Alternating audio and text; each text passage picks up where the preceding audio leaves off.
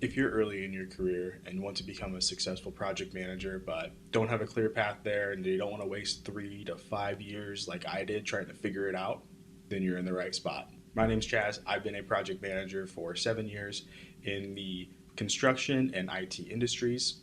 And my goal is to educate and inspire the next generation of project managers to become competent, confident, and successful leaders. Here we're going to cover three main topics: how to get PM experience without the PM title, how to grow the skills that actually get you promoted and get that visibility to leadership in order to get those promotions. And we're going to help you build a clear 3 to 5 year roadmap to get to that six-figure PM spot that you're after. Before I get onto those topics, though, I want to give a quick shout out to my school community called PM Directive.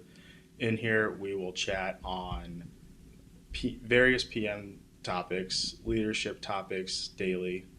We will have templates available to use that you can actually implement on the same day. And we'll be able to interact and hold each other accountable for those in the same spot as you, as well as have current PMs in there that can share their stories and experiences with us. All right, on to the first topic: how to get PM experience without a title. Things I hear on this are: how do I become a PM if no one will give me a chance? What actually counts as project management experience if you don't have that project management title?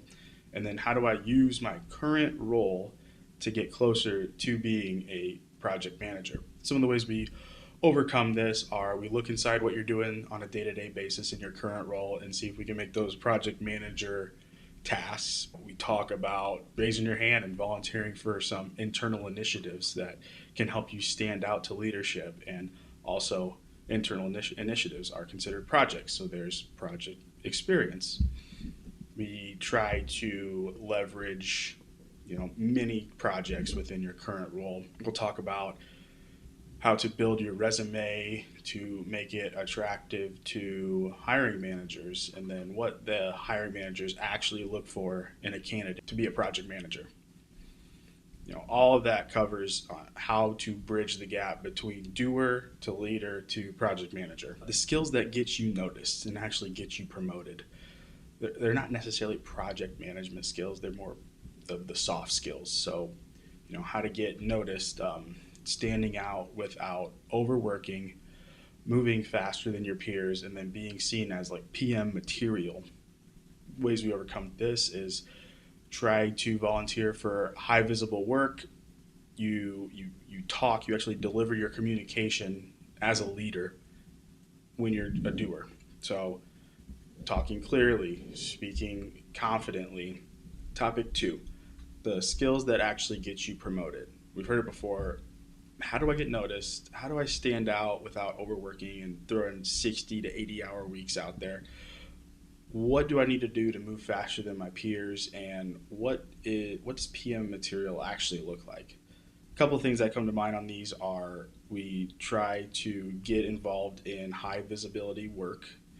We want to change the way we communicate into like a leader or executive style communication. We send out statuses consistently and status updates that matter.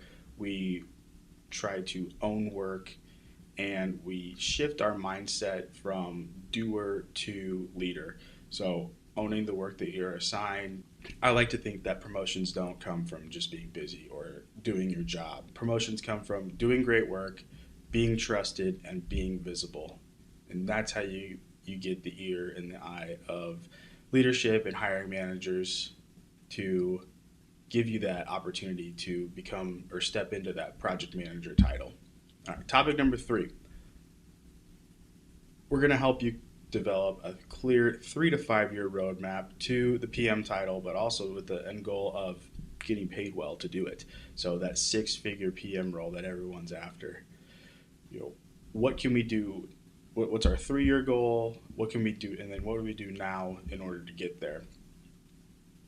We're going to focus on things, and then we're going to pull our focus away from others that don't matter.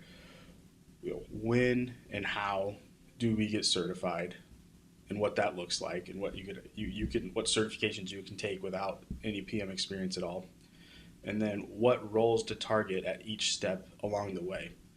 We can navigate these by developing career timelines which show what roles to target, when to get certified, and which certifications to get. So, CAPM, PM, or Scrum, whichever makes sense for your trajectory.